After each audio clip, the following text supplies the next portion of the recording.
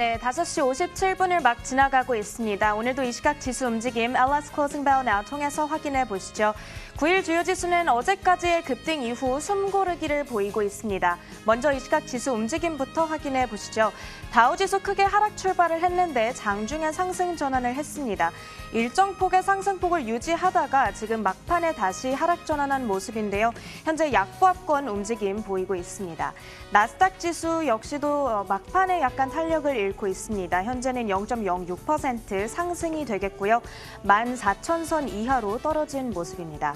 S&P 500 지수는 다우 지수와 비슷한 흐름입니다. 막판에 역시나 탄력을 조금 잃어가고 있고 0.17% 현재 하락하면서 그래도 3,900선을 지켜내고 있는 모습 나타나고 있습니다. 그런가 하면 러셀 2000 지수의 경우에는 오늘 현재 0.53% 지금 이렇게 오르고 있습니다. 그러면서 다시 한번 사상 최고치를 경신하는 흐름인데요. 이번에 들어서만 러셀 2000 지수가 16% 이상 올랐다는 점이 상당히 눈에 띕니다. 이 중소형주에 대한 투자 열기를 체감할 수 있는 상승세가 되겠습니다. 그렇다면 현재 시장에서 가장 주목하고 있는 이슈들을 살펴봐야 될 텐데요. 사실 오늘 시장에서는 크게 동력을 제공할 만한 어떤 추가적인 재료가 부각되진 않았습니다. 그렇다 보니까 증시가 이렇게 잔잔한 움직임을 보이고 있고요. 다우지수는 전일까지 6거래일 연속 상승하며 최근 꾸준히 올랐고 또 어제는 3대 지수 모두 사상 최고치 랠리를 펼치기도 했었죠. 최근 증시 강세의 가장 큰 상승 동력은 바이든의 1조 9천억 달러 부양책이 경제를 살릴 거라는 기대감이었습니다. 이에 따라 주식시장은 물론 자산시장 전반에도 훈풍이 불었는데요. 현재까지의 부양책 상황을 점검해 보자면 민주당은 지난주 상하원에서 예산 결의안을 가결한 상태고요. 때문에 이제 공화당의 협조 없이도 부양책을 도입할 수 있는 토대를 마련한 상황입니다. 그런 한편 하원의 민주당 의원들은 개인에게 지급될 1,400달러 현금 지급과 실업급여 지원의 방안이 포함된 이 법안의 구체적인 내용을 공개하기도 했습니다. 이에 따라 대규모 부양책이 임박했다는 기대가 커졌고요. 또 그렇게 될 경우 주식시장이 또 한 번 탄력을 받아갈 것으로 기대가 되기도 있습니다.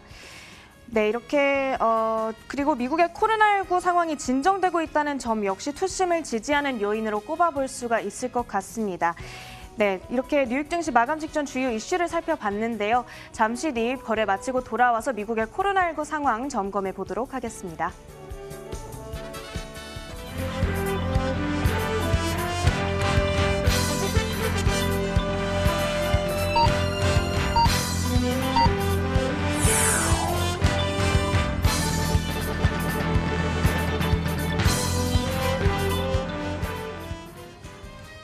네, 장 마감 후에 돌아왔습니다. 미국의 코로나19 상황 볼 텐데요. 전일 미국의 신규 확진자는 약 8만 6천 명을 기록했습니다. 이로써 이틀 연속 10만 명 아래를 기록한 수준이 되겠고요. 거기다가 현재 백신 접종의 현황도 나쁘지 않습니다. CDC 질병통제예방센터의 데이터에 따르면 현재까지 적어도 1차 접종을 완료한 사람인 3,230만 명에 달한다고 하고요. 또 바이든 행정부가 앞서 취임과 동시에 100일 안에 1억 회 접종을 완료하겠다는 목표를 세우기도 했었죠. 이제 곧 있으면은 하루 평균의 150만 명 접종이 달성될 것으로 전해지고 있습니다. 때문에 어느 정도 양호한 속도에 접어든 것으로 볼 수가 있을 것 같습니다. 거기다가 지난해 4분기 기업 실적도 계속해서 양호하게 나오고 있습니다. 이런 점도 조금 긍정적인 요인으로 작용을 하고 있는데요. 오늘 장 마감 이후에는 시스코와 트위터가 실적을 발표할 예정이니까 주목을 해주셔야겠습니다. 그런 한편 오늘 발표된 경제지표 한 가지 다소 부진한 흐름이었습니다. 1월 소기업 낙관지수가 95를 기록하면서 전월보다 하락한 수준이었고 또 전문가 예상치도 하회하는 수준이었습니다. 다음으로 오늘 장 업종과 종목별 흐름도 보겠습니다. 현재 8개 업종 상승하는 흐름 나타나고 있는데요. 전일 크게 상승했던 에너지주가 오늘은 가장 크게 하락하고 있는 모습입니다. 자유소비재와 소재 역시 비슷한 폭으로 하락하고 있는 모습이고요. 반면 오늘은 커뮤니케이션 커뮤니케이션이 선방을 하고 있는 모습이고 또 부동산도 뒤를 이어서 상승 중에 있습니다. 종목별 흐름도 확인해 보겠습니다. 오늘 종목별로 다우 상승을 주도한 종목으로는 맥도날드와 보잉을 꼽아볼 수가 있겠습니다.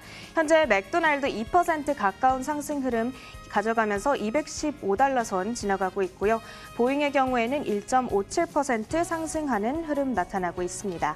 S&P 500 기업 가운데에서는 현재 넷플릭스의 상승세가 눈에 띄죠. 2.45% 상승 중에 있습니다. 그러면서 커뮤니케이션 섹터를 견인하고 있고요. 반면 전일 비트코인 빅뉴스를 전한 테슬라의 경우에는 지금 이거를 연속 하락하고 있는데요. 테슬라 1.7% 넘게 하락하고 있습니다. 한편 게임스탑과 함께 과열주로 떠올랐던 종목이죠. AMC 엔터테인먼트의 주가도 4일 연속 하락 중에 있습니다. 현재 주가 흐름 확인해 보면요. 11% 떨어지고 있는 모습입니다. 5달러 선을 지나가고 있는 모습인데 이로써 4일 연속 하락 중에 있는 수준이고요. 현재까지 거의 40%까지 낙폭을 키워가고 있습니다. 마지막으로 증시 전문가의 판단까지 들어보도록 하겠습니다. 강세장 추세가 여전히 유효하다고 보면서도 경고의 목소리를 내고 있는데요. 로열 런던 에셋 매니지먼트의 멀티에셋 담당 대표는 두 가지 위험 요인에 조심하자고 말을 했습니다. 첫 번째로는 새로운 변이 바이러스가 경제 회복을 지연시킬 위험을 말했고요. 또 두 번째로는 인플레이션이 국채 금리를 크게 끌어올릴 가능성을 꼽았습니다. 네, 이렇게 뉴욕 증시 마감 직전의 주요 이슈 모두 살펴봤습니다. 이제 마감 지수 집계가 완료가 됐습니다. 다시 한번 마감 지수 확인해 보겠습니다. 다우 지수는 약보합 수준에서 거래를 마칠 것으로 보입니다. 31,375선 가리키고 있는 모습이고요. 나스닥 지수는 0.14% 상승한 채 거래를 마칠 것으로 보입니다. 14,007선 가리키고 있네요. S&P 500 지수는 오늘도 약보합 수준에서 거래를 마칠 것으로 보입니다. 뉴욕 증시 마감 시황 전해드리는 Atlas Closing Bell Now였습니다.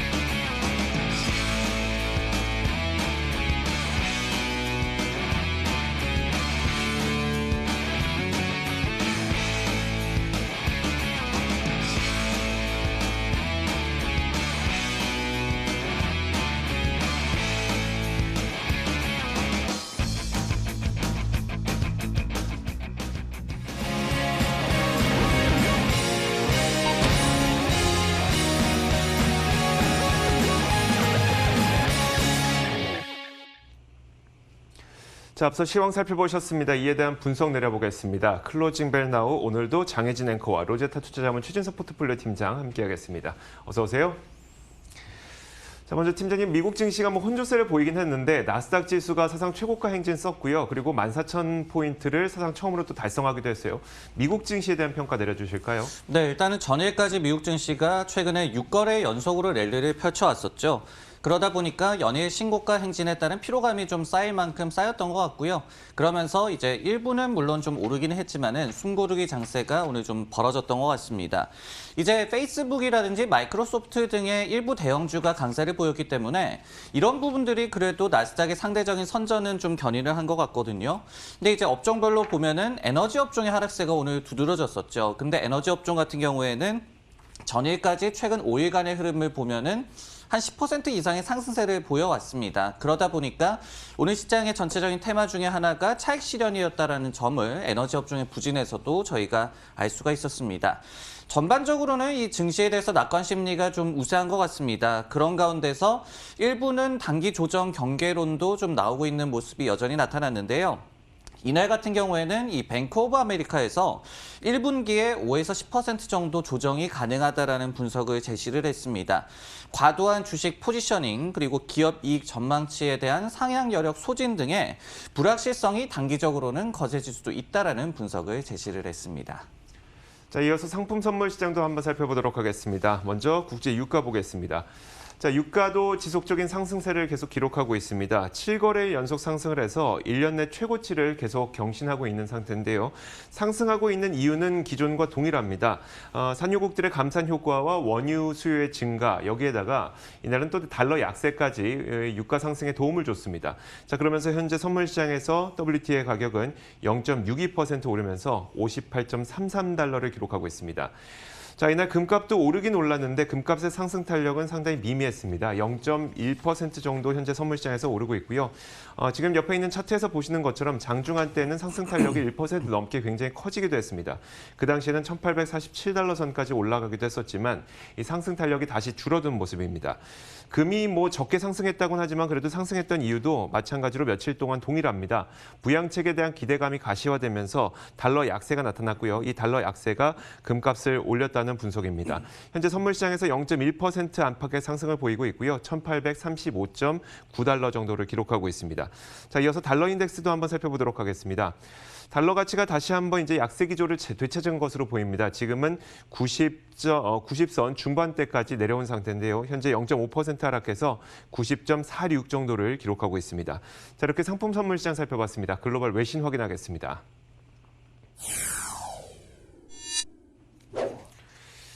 자, 첫 번째 뉴스부터 한번 볼 텐데요. 팀장님 어떤 뉴스 볼까요?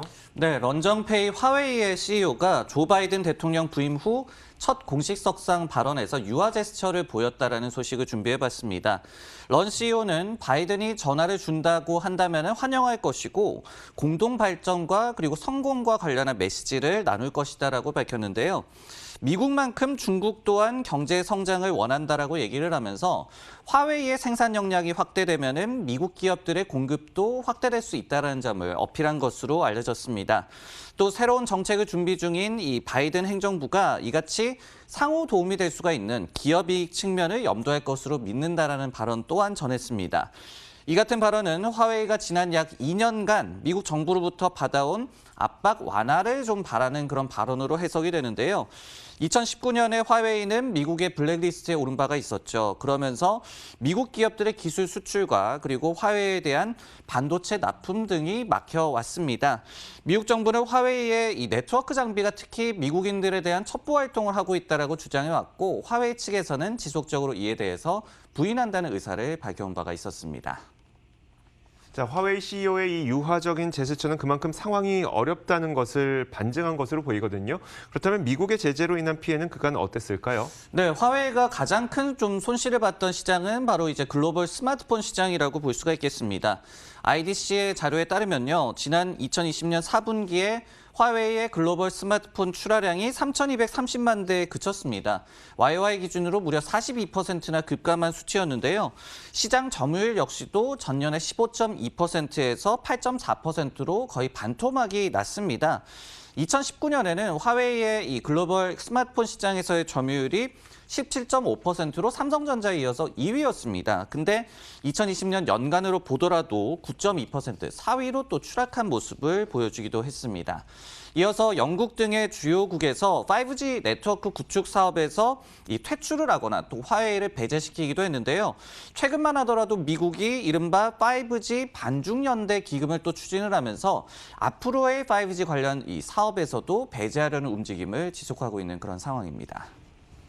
네, 한편 바이든 대통령 취임 이후에도 대중 강경 노선은 꾸준히 유지가 되고 있는 분위기인데요. 최근 들어서 양국 간에 나온 발언들이 있다면 간략하게 정리를 해주시죠. 네, 당장 지난 일요일이었습니다. 방송 인터뷰였는데요. 바이든 대통령이 중국과의 극한 경쟁, 익스트림 컴페티션이 있을 것이다. 이런 발언을 전했습니다.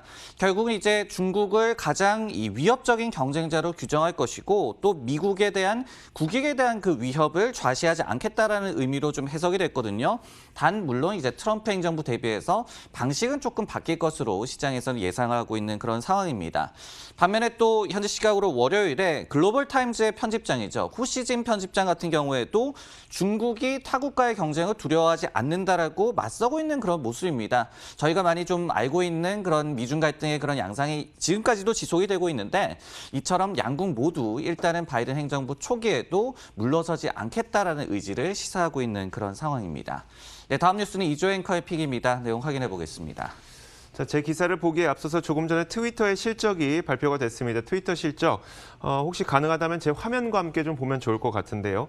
자, 트위터 실적이 발표됐습니다. 일단 그 실적 자체는 나쁘지 않았던 것으로 보여요. 일단 지금 보시는 것처럼 주당 순이익은 예상치가 0.29달러의 이익이 나올 것으로 예상이 됐었는데 실제로는 0.38달러로 이익은 기대치를 상회했습니다. 매출도 한번 보도록 하죠.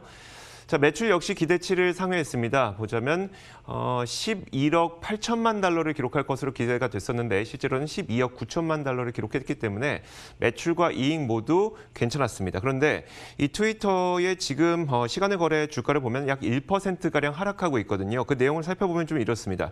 일단 지금 제목에서 보시는 것처럼 그러니까 이번 연도 이 비용이 25%가량 증가할 수 있다는 것이 첫 번째 이유가 될 것 같고요. 두 번째가 데일리 액티브 유저, 그러니까 일간 활성 이용자 수가 시장 예상치를 좀 밑돌았습니다. 보니까 지금 1억 9,300만 명 정도가 데일리 유저가 있을 것으로 예상을 했었는데 1억 9,200만 명으로 다소 액티브 데일리 유저가 좀 적다는 것도 트위터의 실적에서는 다소 부담 요인으로 되고 있는 것 같고요. 그러다 보니까 트위터의 실적 현재 2%까지 낙폭을 좀 키우고 있는 상태입니다. 자, 트위터 실적 전해드렸고 제가 준비한 소식도 함께 살펴보도록 하겠습니다. 자, 이번 소식은 이 JP모건의 2인자라고 할 수 있는 인물이 있습니다. 바로 IB 부문, 그러니까 투자은행 부문 대표라고 할 수 있는 다니엘 핀토인데요. 이 인물이 CNBC와의 인터뷰를 통해서 당분간 시장 조정의 기미가 안 보인다. 당분간 시장 조정은 없을 것이다. 이런 반가운 전망을 내놨습니다. 자, 이 인물이 어떤 인물인지부터 설명을 해드리자면 투자은행 부문에서 막대한 성과를 올린 인물로 2020년에 JP모건 투자은행 부문이 매출이 493억 달러 그리고 이익이 171억 달러를 기록했는데 이게 나머지 3개 부문의 이익을 모두 다 합친 것에 비해서 더 큰 그만큼의 성과를 냈다고 합니다. 그만큼 시장에 대한 판단력이 뛰어난 인물인데 그런데 그가 당분간 시장에 조정이 없을 것이라고 이 전망을 내린 겁니다. 그 이유는 막대한 유동성 때문이고요. 매우 반가운 소식이죠. 또 이날 인터뷰에서 몇 가지 시장 참가자들이 궁금해하던 것에 대한 답변을 내렸는데요. 최근 스펙이 굉장히 많아진 것에 대해서 일부에서는 스펙 상장이 급격히 늘어난 게 돈을 너무 쉽게 조달하는 것 때문에 이 거품 붕괴의 조짐이 아니냐 이런 우려의 목소리도 높지만 여기에 대해서는 그냥 시장 현상에 지나지 않는다라고 응답을 했고요. 시장 유동성은 넘쳐나는데 투자할 만한 자산이 충분치 않기 때문에 다른 투자처를 찾는 돈들이 스펙을 찾고 있다. 이 정도의 분석만 내렸습니다. 또 한 가지가 페이팔과 스퀘어 같은 핀테크 기업들이 빠르게 성장하면서 기존 금융권에 위협이 되지 않습니까? 라는 질문에 대해서는요. 그들이 매우 창의적인 서비스를 매우 빠르게 소비자들에 공급한다고 인정을 하면서 상당히 위협적인 경쟁자임을 또 인정하기도 했습니다. 또 그들이 더욱 성공했을 때를 가정하고 현재 경쟁을 하고 있다고 설명을 했고요. 팀장이 이런 부수적인 내용을 떠나서 가장 핵심이 됐던 당분간 시장의 조정은 없을 것이다. 이 굉장히 반가운 전망인데 좀 어떻게 받아들여야 될까요? 네, 결국은 이제 올해 다소 굴곡은 있을 수는 있겠지만은 이 시장에서는 범피 로드라고 많이 좀 표현을 하죠. 이런 좀 단기적인 이 굴곡은 있을지는 모르겠지만은 전반적으로는 낙관 심리가 좀 유지가 되고 있다. 그리고 미국 증시의 어떤 좀 역사적인 우상향 트렌드가 올해도 좀 유지가 될 것으로 기대가 된다. 이 정도로 해석을 하면 될 것 같습니다. 실제로 이제 최근에 모건 스탠리라든지 캐너코드 등의 다른 IB들 같은 경우에도 특히 이제 경기 회복 가속화에 따른 증시 호조 지속을 점친 바가 있었습니다. 그리고 이제 당연히 좀 유동성의 힘에 대해서도 많은 이 IB들이 강조하는 모습을 보여줬었고요. 반면에 이제 제프리스라든지 또 이날 같은 경우에는 뱅크 오브 아메리카에서 단기 조정 가능성을 또 경고를 하고 있죠. 다만 이 경우에도 저가 매수 기회라고 조정이 나타났을 때는 대응을 하라고 조언을 하고 있기 때문에 전반적으로는 낙관적인 그런 심리가 좀 유지가 되고 있는 것 같습니다. 알겠습니다. 자, 이어서 장혜진 앵커가 꼽은 뉴스도 한번 살펴보도록 하죠. 어떤 내용일까요? 네, 세계적인 차량용 반도체 부족 사태로 자동차 업계 비상이 걸렸습니다.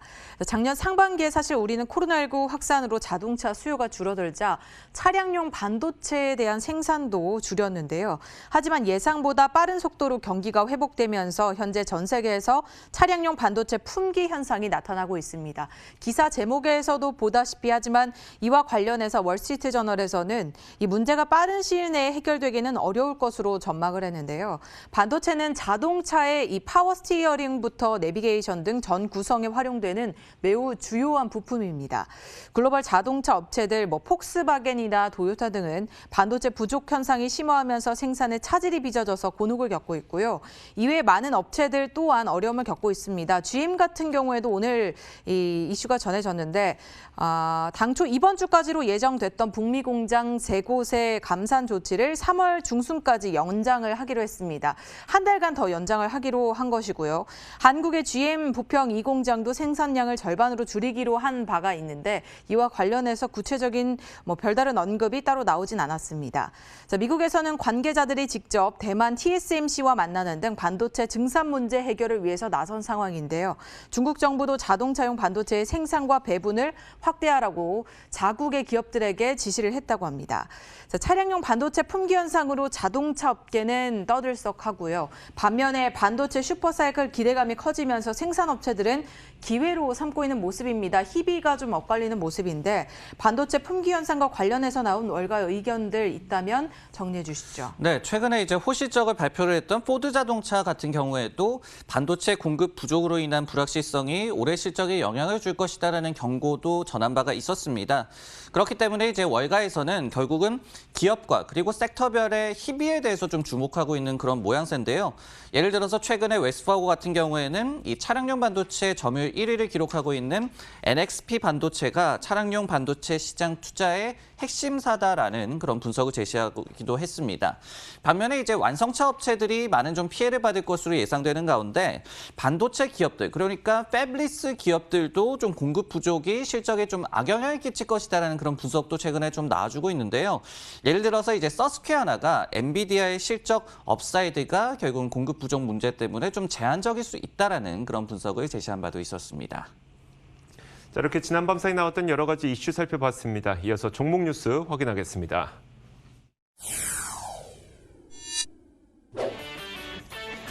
오늘의 종목 뉴스입니다. 보잉의 월간 인도 대수가 2019년 이후 처음으로 에어버스를 추월한 것으로 나타났습니다. 일렉트로닉 아츠가 모바일 게임 업체 굴루를 21억 달러에 인수한다고 전했습니다. 마지막으로 테이크투 인터랙티브의 실적은 실망스러웠을 수도 있지만 가이던스는 희망을 주고 있다는 분석이 나왔습니다. 자, 첫 번째 기업부터 보겠습니다. 보잉이 오랜만에 좋은 소식을 내놓은 것 같은데 팀장님 어떤 내용일까요? 네, 보잉이 지난달에 아주 오랜만에 라이벌인 에어버스보다도 더 많은 비행기를 인도한 것으로 나타났습니다. 이날 발표에 따르면요, 보잉은 지난 1월에 26대 항공기를 인도를 했는데요. 그중에 737 맥스 항공기가 21대였고 신규 주문은 또 4대로 나타났습니다. 반면에 에어버스의 1월 인도 대수는 21대에 불과했고요. 신규 주문은 제로였다라고 하는데요. 역시 이제 개설적인 좀 비성수기 영향도 반영된 결과라고 해석이 되고 있습니다. 보잉이 에어버스보다도 많은 월 인도 대수를 기록한 것은 지난 2019년 1월 이후에 2년 만에 이번이 처음인데요. 양사 모두 당연히 코로나19 팬데믹 지속에 따른 여행 수요 타격으로 특히 광동체라고 저희가 얘기를 하죠. 와이드바디 기종에 대한 인도 대수가 굉장히 좀 부진한 그런 고통을 겪어왔습니다.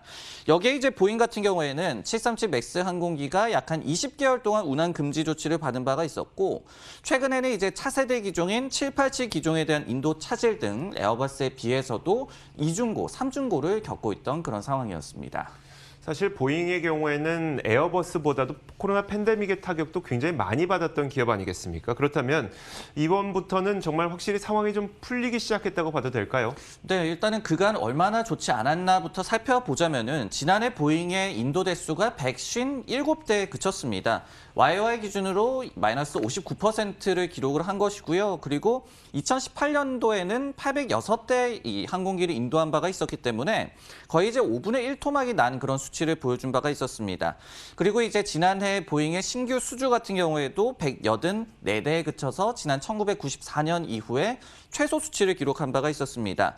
에어버스 역시도 566대 인도를 이 작년에 기록하는 데 그쳐서 YOY 기준으로 34% 급감을 했죠. 하지만은 보잉보다는 상황이 훨씬 더 나았습니다. 보잉 같은 경우에는 지난해 또 주문 취소 같은 경우에도 무려 650대에 대한 이 주문 취소가 나왔기 때문이었죠. 그렇기 때문에 이제 이번 지표를 통해서 저희가 보잉의 상황이 조금 더 풀리고 있다라고 해석을 할 수가 있을 것 같은데요. 여기에 또 이번 지표에서 또 고무적인 부분은 1월에 맥스 항공기에 대한 주문 취소가 2대에 불과했다는 점이 되겠습니다. 지난해 12월만 하더라도 해당 수치가 100대였음을 저희가 또 기억할 필요가 있겠습니다. 네, 보잉은 지난달 말 실적 발표에서 예상보다는 큰 분기 손실을 공개하면서 현재 최악의 상황을 겪고 있다는 것을 보여줬는데요. 이후의 주가 흐름과 투자 의견들 한번 분석해보면 어떨까요? 네, 그래도 이후에 좀 풀리고 있는 그런 모습이 역시 나아지고 있습니다. 지난 2020년 4분기의 주당 손실이 무려 15.25달러에 달해서 컨센서스 대비해서도 매우 부진했던 바가 있었는데요. 그때 이제 777X 항공기에 대한 인도를 추가 연기한다라는 이 발표도 전했었기 때문에 추가적인 악재 또한 전했었던 그런 보잉이었습니다. 그러면서 이제 실적 발표를 했던 지난 1월 말에 그 당일에는 4% 정도 주가가 하락을 했었는데 이후에는 점진적으로 주가가 좀 회복세를 기록을 하면서 현재는 실적 발표 이전 수준 대비로도 약 한 7% 정도 상승한 그런 상황입니다. 결국은 이제 더 나빠질 게 없다라는 인식도 한 몫을 한 것으로 해석이 되는데요. 실제로 이제 모건 스탠리에서도 최근에 비중 축소에서 비중 확대로 더블 업그레이드를 좀 단행을 하면서 목표 주가도 165달러에서 230달러로 대폭 상향 조정을 한 바가 있었습니다. 그러면서 이 그간의 기대치가 좀 과도했지만은 현재는 좀 합리적인 수준으로 시장의 전망이 좀 조정이 됐다라고 얘기를 하면서 경기 회복 수혜주로의 투자 가치가 여전히 좀 충분하다라는 분석을 제시한 바가 있었습니다. 네, 다음 종목 뉴스는 이조 앵커의 픽입니다. 내용 확인해 보겠습니다. 자, 글로벌 게임 업체 가운데 굉장히 유명한 스포츠 게임으로 유명한 기업이 있죠. 바로 일렉트로닉 아츠입니다. 자, 일렉트로닉 아츠가 이날 모바일 게임 업체인 글로를 21억 달러에 인수하기로 결정을 하면서 일렉트로닉 아츠의 주가도 거의 2% 넘게 올랐고요. 글로의 주가는 35%가량 상승을 했습니다. 자, 이번 인수합병은 글로의 모든 지분에다 더해서 3억 6,400만 달러 정도의 순현금까지 모두 인수하는 조건이기 때문에 이제 100% 자회사가 되는 것이고요. 글로도 상장사였지만 이제 100% 자회사로 들어가게 됩니다.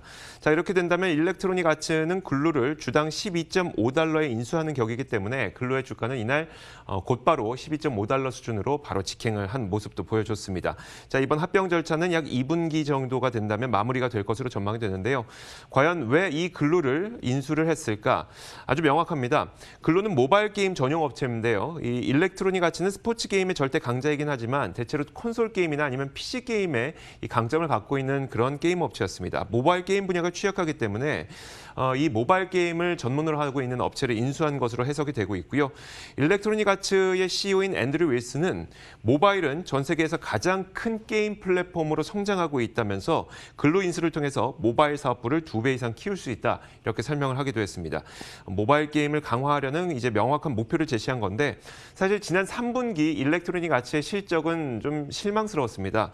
하지만 이번 인수합병 뉴스가 전해지면서 웨드부시에서는 투자 의견 매수 의견과 또 목표 주가를 175달러로 제시했는데요. 이번 인수에 대해서 긍정적인 이 증권가의 의견도 확인해 볼 수가 있었습니다. 팀장님, 보통 우리가 인수를 한다고 한다면 피인수 기업은 당연히 주가가 올라가는 거고 인수 기업은 비용 부담 때문에 주가가 내려가기 마련인데 일렉트로닉 아츠는 오히려 또 주가가 올랐습니다. 모바일 부분을 강화한다는 게 굉장히 긍정적인가 봐요. 네, 그전 부분도 좀 영향을 줬던 것 같습니다. 저희가 이제 인수 기업의 주가가 좀 급락할 시의 이유는 한 3가지 정도로 꼽아볼 수가 있을 것 같은데요. 첫 번째로 시너지가 좀 불투명하다. 그러니까 왜 인수를 하는지 모르겠다라는 시장의 반응이 되겠죠. 두 번째로는 인수가가 너무 과도하다, 비싸게 샀다라는 그런 인식이 되겠고, 그리고 세 번째로는 인수의 당국 승인 여부가 불투명하다. 즉 딜이 성사될지 여부조차도 좀 불투명하다는 인식이 있을 때 인수기업의 주가가 좀 하락을 하는데요. 결국은 이번 이 경우 같은 경우에는 이 모든 것에 해당이 되지 않는다라고 일단 시장에서는 해석을 한 것 같습니다. 무엇보다도 곧바로 EA의 이 넷부킹이라는 지표입니다. 게임 업체의 굉장히 중요한 지표인데 결국은 매장과 그리고 웹상에서의 실제 게임을 통해서 창출한 그 수입 지표가 되겠습니다. 여기에 곧바로 인수 기업의, 그러니까 피인수 기업의 실적이 가산된다라고 발표를 했습니다. 이런 부분들이 언제 시너지가 발생할지에 대한 좀 불확실성을 제거한 것으로 보이고요. 그리고 이제 딜 완료 시점도 올해 2분기로 제시를 했기 때문에 굉장히 짧은 시간이 걸릴 것으로 예상이 되고 있습니다. 이런 부분들도 규제 리스크를 굉장히 좀 제한적으로 바라본 원인으로 해석이 됩니다. 자, 이어서 세 번째 기업도 보겠습니다. 장혜진 앵커 어떤 기업일까요? 네, 코로나19로 게임 산업이 많은 관심을 받고 있는데요. 이번에는 GTA 시리즈로 유명한 미국의 비디오 게임 기업이죠. 테이크2 인터랙티브의 간밤 실적 발표와 관련해서 한번 내용을 살펴보겠습니다. 자, 지난 분기 실적은 시장 전망치를 웃돌았음에도 불구하고 이날 테이크2의 주가는 하방 압력을 받았는데요. 크게 받았습니다. 6%가량 하락을 한 채 마감을 했고요. 현재 시간의 거래에서도 움직임이 있는지 체크를 해보면 소폭 상승하는 흐름을 보여주고 있습니다. 자, 실망스러운 실적이다라고 하기에는 컨센서스를 크게 웃돌았는데 표를 통해서 함께 보시면 좋을 것 같습니다. 일단 지난 분기 영업이익은 1억 8,220만 달러로 전년 대비 늘어난 것으로 나타났고요. 그런데 매출이 전년 동기 대비 조금 줄어들긴 했지만 시장 예상치였던 7억 5,750만 달러를 크게 상회하면서 8억 6천만 달러를 기록했습니다. 자, EPS도 함께 확인을 해보시면 1.57달러를 기록했죠. 예상치였던 1.12달러보다 크게 웃도는 그런 수준이었습니다. 이렇게 좋은 실적을 발표했음에도 기대가 너무 컸기 때문일까요? 아니면 그동안 주가가 너무 많이 올랐기 때문일까요? 나름은 실망스러운 그런 시장 흐름이 나타났습니다. 여기에 예상보다 좋은 가이던스까지 제시를 하긴 했거든요. 희망을 주는 모습이었는데 이 흐름이 다소 상반되는 방향성으로 다 나타나서 좀 당황스러운 모습들이 역력했습니다. 사실 지난해 코로나19의 영향으로 비디오 게임 관련 기업들은 수혜를 받았는데요. 이에 따라서 S&P 500 기업들의 평균 수익률을 훌쩍 웃도는 수준을 기록했습니다. 실망스러운 실적에 따른 주가 하락은 아까도 말씀드렸듯이 아닌 것 같은데 이날 움직임을 어떻게 해석해보면 좋을까요, 팀장님? 네, 동사 같은 경우에는 이른바 비트 앤 레이즈를 기록을 했습니다. 직전 분기 실적이 시장 컨센서스를 비트를 했고 그리고 연간 가이던스도 상향 조정을 했습니다. 그럼에도 불구하고 주가가 하락했다? 통상적으로 이런 경우에는 두 가지 정도의 이유를 꼽아볼 수가 있겠죠.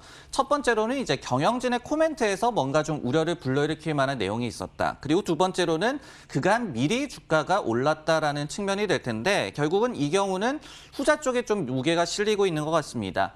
동사의 주가가 지난 1년간 약 한 90% 정도 상승을 했어요. 당연히 이제 게임 관련주다 보니까 그간의 집콕 트렌드에도 많은 좀 수혜를 받았던 그런 기업이었는데 그러다 보니까 이제 실적에 대한 기대치가 너무나도 좀 높아서 주가가 이를 선반영해서 미리 좀 올라서 지금은 실제 결과 발표 이후에 주가가 떨어졌다라고 해석해 볼 수가 있을 것 같습니다.